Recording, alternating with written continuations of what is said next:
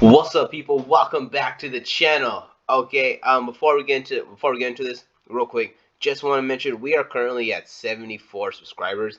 I want to thank everyone who's been subscribing so far. I very much appreciate it. We are 26 subscribers away. We're almost at the or almost at the three-quarter mark, to the point where I do want to do my giveaway. I know I haven't mentioned it in a real long time. Like I don't want to be like, oh yeah, here I'm doing giveaways for this and this and that. No, but I do kind of every certain milestones. I do kind of want to make it like a habit of having some type of giveaway. So for those who do not know, or for those that forgot, or whatever the case may be, once I hit 100 subscribers, I plan to give away Ash Blossom and Joyous Spring. Uh, Originally I was gonna do the old fashioned kind of send it out, but the more I've been thinking about it, I think the way I want to do it is once I get to 100 subscribers, I'm gonna put out a video. I'm gonna for a while, for about a week, I'm gonna tell people that every video I put out, put a little intro where, hey, go to this video, and it'll tell you how to enter the giveaway. And pretty much I'm gonna choose someone. Like, I'm gonna have the video. Everybody's gonna leave a comment. I'm gonna randomly choose someone from the comments to win, and pretty much I'm gonna give them a TCG player gift card for the amount of the Ash Blossom and Joy Spring. Now, this Ash Blossom Joy Spring is gonna be from the tins. So however much it is from the tins, I'm gonna try to like round it up to like to the round it up to the nearest dollar. So if it's like 8.75, I'm gonna do like a $9 gift card. Send it out through email, so that way it's kind of easier. So yeah, that just want to kind of put that out there, that I do still plan to do that giveaway. I don't want to just say it and have people forget about it. Every milestone. I don't know the next one. I think maybe I want to do one at 100 and one at 250 to kind of slowly kind of build it up. But like I said, also there's no pressure. I don't want to sit there and be like, oh yeah, I'm just giveaway. No, I want to do content, just kind of put it out at my own pace, and then have stuff like that kind of on the back burner as like a reward for people that have been subscribed for a long time, or people that are there. So now that that's all the way, I want to get into this video. This video right here is investment review number 4. I went and made sure this time, because last time I wasn't 100% sure. But yeah, this is investment review number 4. Uh, after this, this is another kind of announcement for the new year. After this investment review, I'm gonna uh, I'm gonna start going over cards that I'm currently investing in at the moment. So there's a couple cards that I haven't said anything about, that I've slowly been picking up a few copies of, and from this moment on, I'm going to start making investment style content based on the cards that I am personally going into.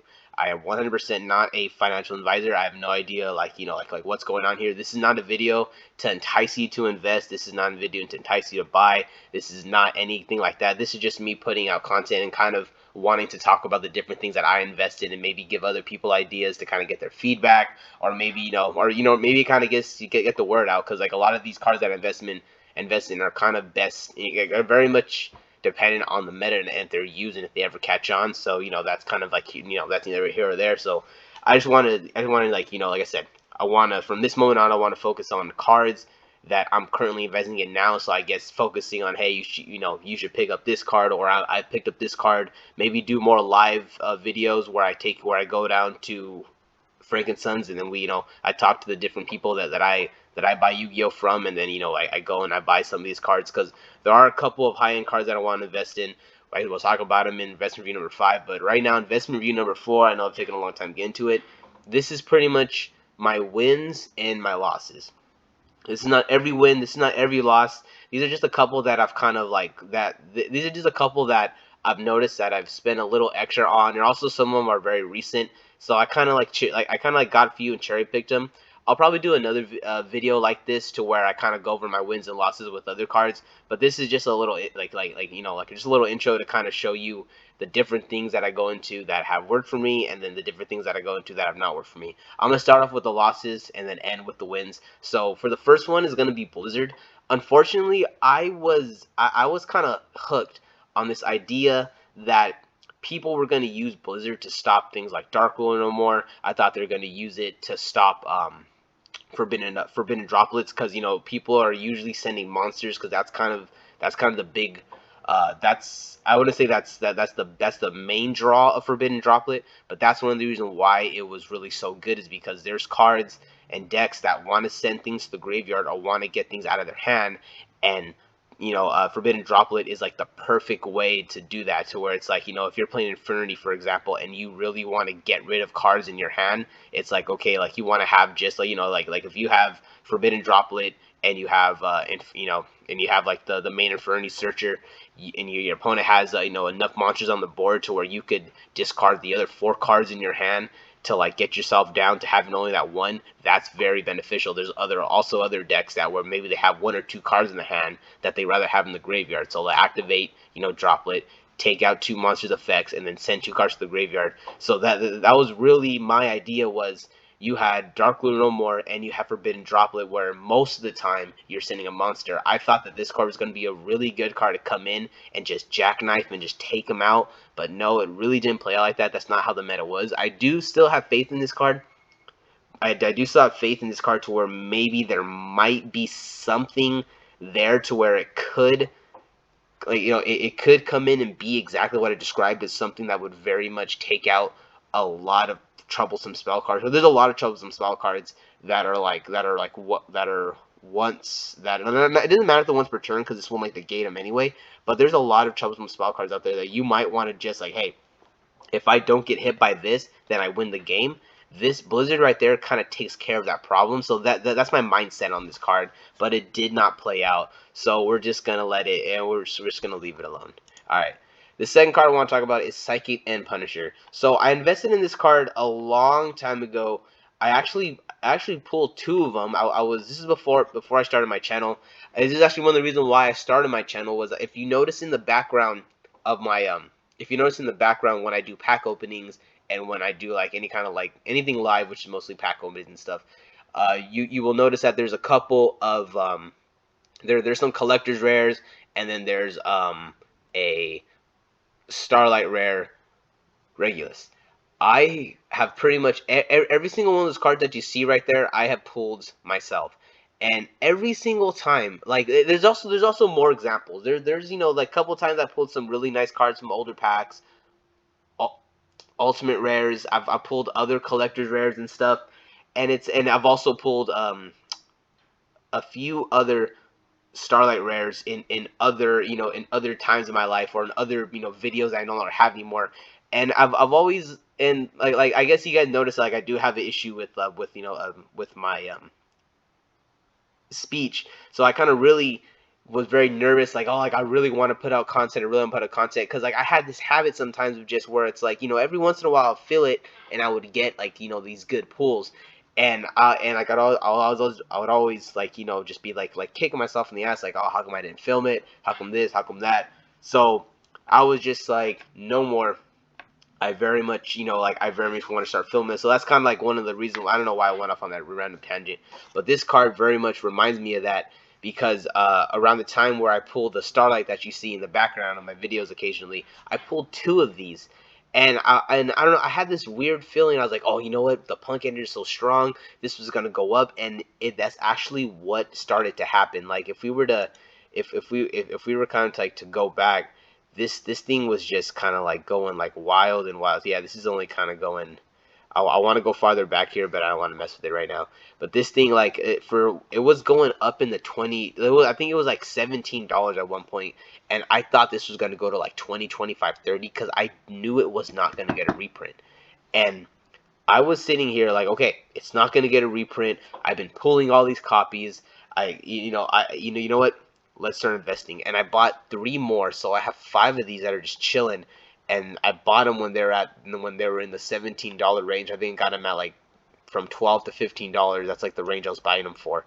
And look at them, they're just crashing. And I'm just like, ah, that really hurts my soul. Hurts my soul, crashing. But that's kind of what happens. Like sometimes you take these shots with these cards, and even if it goes your way, that's not always enough. Like sometimes it takes a little extra. Like it takes the deck being tier 1 for a long time. Like it has to stay tier 1. Like I had an opportunity to jump out of this card when it was at 21, but I had a feeling it was going to jump to 30 because I knew it was going to get a reprint.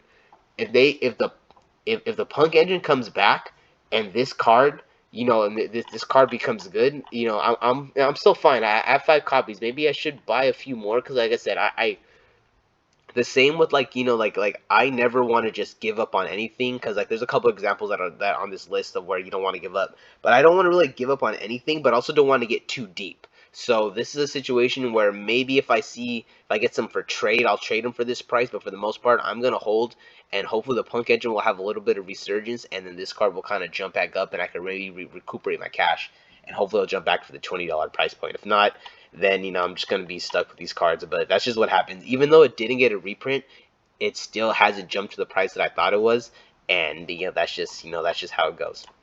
Book of Lunar Eclipse. I expected this card to be extremely good. I think around the $9 price point after the because in the it was pre-sales in the pre-sales it was pretty high. But that's pre-sale. That's how pre-sales go. I was pretty convinced that the card was going to stay. Yeah, see, this card has been going down. He's even lower.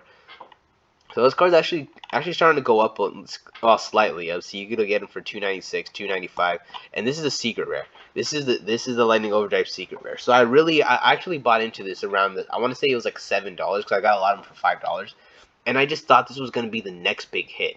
I really liked the fact that it was a quick play, and you could. I kind of thought of it the same reason people want to play Twin Twister. It's like it's like you have MST that could freely take out one back row, but then you have Twin Twister that where if you discard a card, you get the option. I mean, you could Twin Twister for one, which would be a minus, but you still have that option. But you could also take out two, which really helped Twin Twisters. Uh, Popularity, and also the fact that you discard a card. So like I said, there's decks that want things in the graveyard. So I really expected Book of Lunar Eclipse to just hit harder, but it really wasn't that big of a deal. Like probably by the time this card came out, a lot of the link based strategies were already just like really didn't matter. So and then also too like even a lot of the link based strategies really didn't get affected by it because the main link deck would be like the Tri Brigade. But like unless you like book a Lunar Eclipse before they activate their effect, they would activate their effect, and get the separate one. So it just didn't hit as hard as I wanted to, and it has just gone down, down, down, down. So the last card in the lost column that I want to talk about is Dogmatica Ecclesia the Virtuous. People on my locals were pulling these. Two of them were pulled in like maybe at the span of 3 weeks, and I bought them at about maybe I want to say $80 to $90 a piece. Yeah, I thought these were gonna be some like golden cards. I thought that like kind of like the Starlight, where the Starlight was like almost at $1,000 at one point. I really felt like this was gonna be maybe like a 400. I mean, maybe way later on. But I don't know what was going on in my head. I bought it really high. I should have just let it go. Something told me like if these crash, they'll crash hard. But if they hit, they'll hit. And of course, they crashed hard, hard. They even kind of went even higher recently. But I still don't want to sell them because I still wouldn't make anything back. I used one in my card vending, my TCG vending machine. So like there is one as a prize, and I think it is still in there. So like what one of them's gone, but I do have two left, and they are just chilling right now. And I just feel it hurts when I look at them, but at the same time I know they have potential. But these hit hard. Like I said, they were at 120. I was buying them for like 80 to 90, and look at that. They are not even. They are barely. You get this that German. Look at that 36. They are not even 40 a piece, so they are under 50% of the lowest what I paid for right now. So these are really hitting and tanking hard, and that really just hurt. All right, let's go ahead and get into the wins. I don't want to take too long in this video, but at the same time, me, these things go on forever. Alright, earth-shattering event. I know this price really fools you, but as you can see right here, just a few, I got them at 3 months, so about 2 months ago, they were at 11.52. I'll be 100% honest. I sold most of them when they were more at like this. I guess want to say more like this, because like, well, I guess like the whole thing with earth-shattering event, this is not 100% really like me. Like it was like me and my friend. My friend came to me with a whole bunch of these and said these are gonna be good. I read them and I was like, oh my god, you are freaking right. So he gave me a whole bunch of the copies that he had because me and him, me and him have a thing. We got a Yu-Gi-Oh thing together. So he gave me a whole bunch of his copies and I started adding copies to it. When they were like 10 cents, they were literally 10 cents. They were so low. These things were so freaking low. They were worth like nothing. I got like they were like super low at one point. But I sold a lot of them when they're at $4, and then when they hit the peak at 11.52, I got rid of a good amount of them. And then I tried getting rid of some at 8, but then people just stopped buying them, and now they've pretty much bottomed out.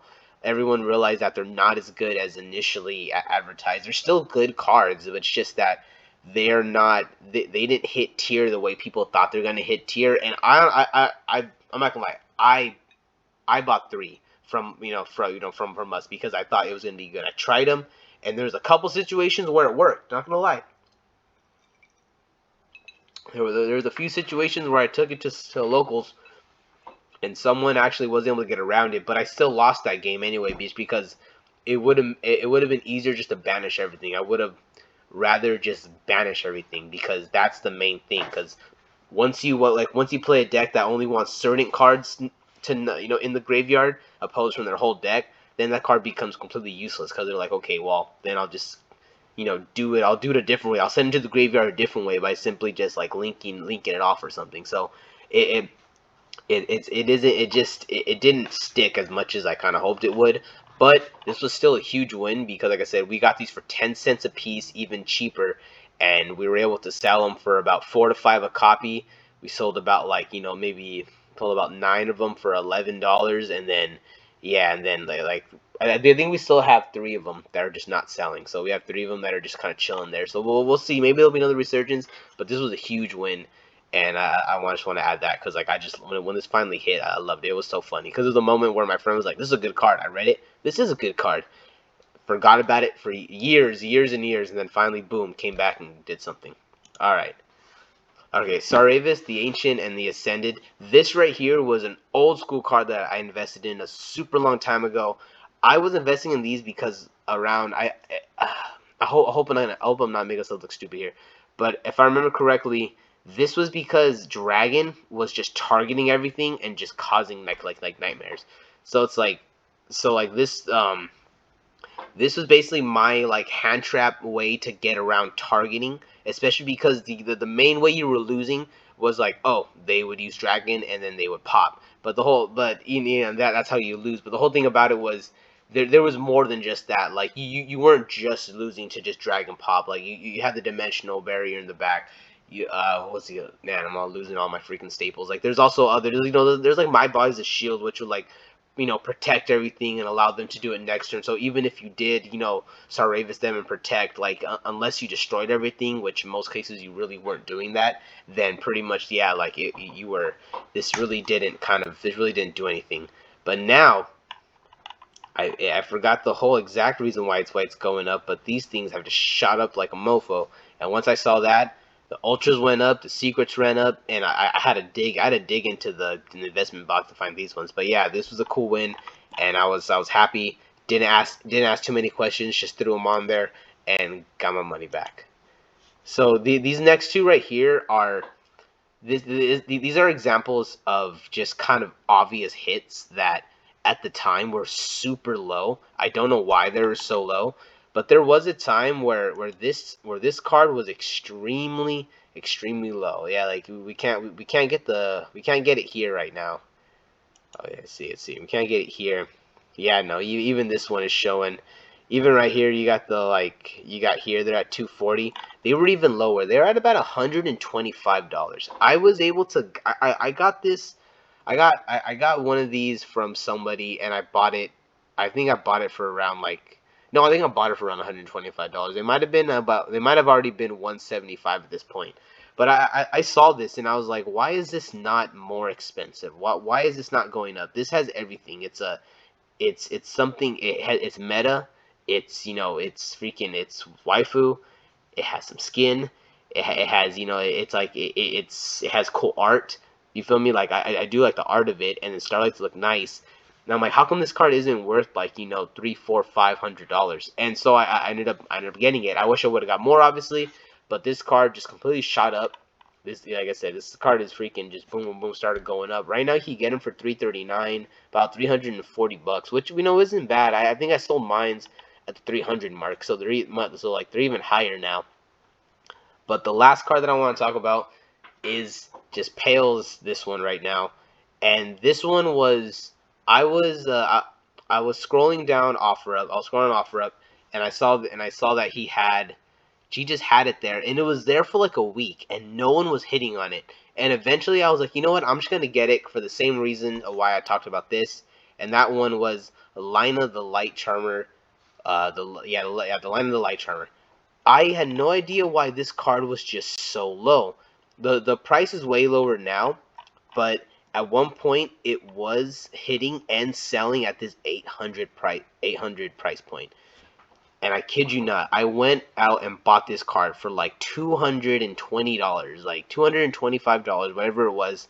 Bought it cash. It was so clean, very, very, very clean. Like it wasn't like perfect 10 clean, but it had like it probably had like a line or two from the freaking from the printing press or whatever. The back was really nice.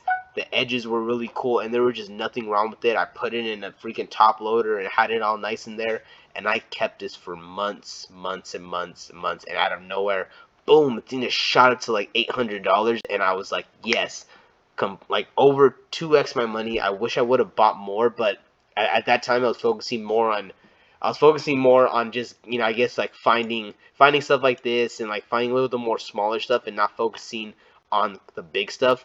But in the next couple investment review videos, I will be talking about and showing you guys more of these high end investments, kind of like going over like I guess like different people that I trust to buy these like nicer cars that are in better condition from over in the places where I buy them. Just because like I'm not saying everyone should be investing in these high end cards, but it I don't know if you have the extra money and if you feel like you or if you feel like you may know something over someone else, go ahead and try. You never know. Like that's how I felt with these two cards. Like I felt like maybe I was wasting my money, maybe I was wasting it all, but you know what, they ended up paying off really, really well. And then the money that I made from using this, like not only did I put the money that I spent on them back into like into the into my little pot to keep everything going, but the extra money I made was able to buy even more stuff that I invested in. So that's just something you could do. If you lose, you lose, but if you hit, you hit. That's the only way to put it. Hopefully I don't sound too crazy, but at the same time, oh well, that's just how it goes. All right, guys, that's it for now. Sorry I went on forever. I said I wasn't gonna make it go on forever, and I did make it go on forever. I apologize.